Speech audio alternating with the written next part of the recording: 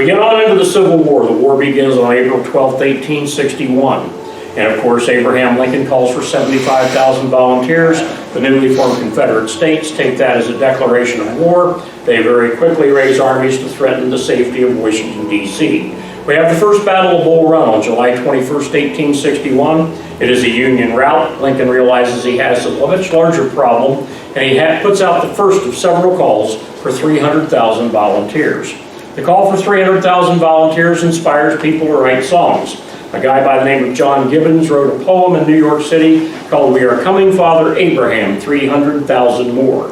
A lot of people set it to music. It was a complete flop. Stephen Foster got his hands on it, set it to music, turned it into one of the biggest patriotic hits of the Civil War.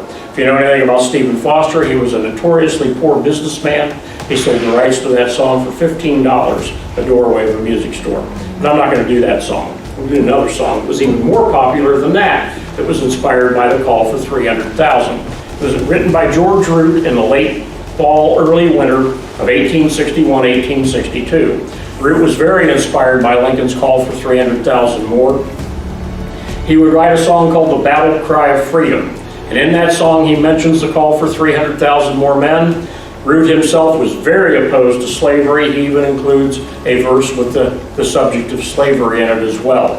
Battle Cry of Freedom was written. He released it to a Chicago Glee Club, probably late January, early February 1862. This Glee Club sang all over the city of Chicago.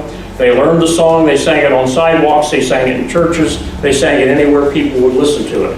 And slowly but surely, all the men in that Glee Club joined the Union Army. When they left to go to war, they took the Battle Cry of Freedom with them, and of course by that time it was making its way into music stores across the country. The Battle Cry of Freedom would become one of the most popular patriotic songs of the American Civil War.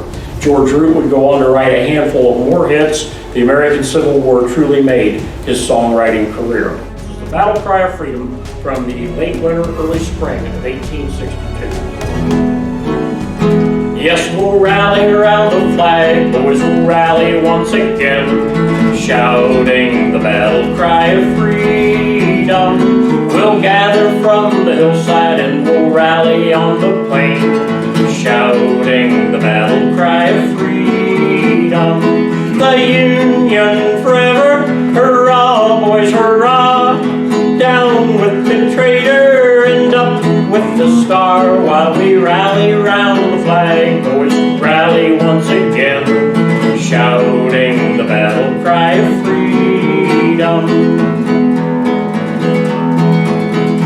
We are marching to the call of our brothers gone before, shouting the battle cry of freedom.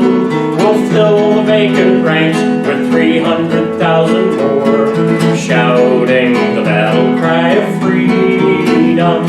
The Union forever, hurrah, boys, hurrah, down with the traitor and up with the star, while we rally round the flag, boys, rally once again, shouting the battle cry of freedom. We will welcome to our numbers the loyal, true, and brave, shouting the battle cry of freedom. Although we may be poor, not a man will be a slave, shouting the battle cry of freedom. The Union forever, hurrah, boys, hurrah, down with the traitor and up with the star, while we rally round the flag, boys, rally once again, shout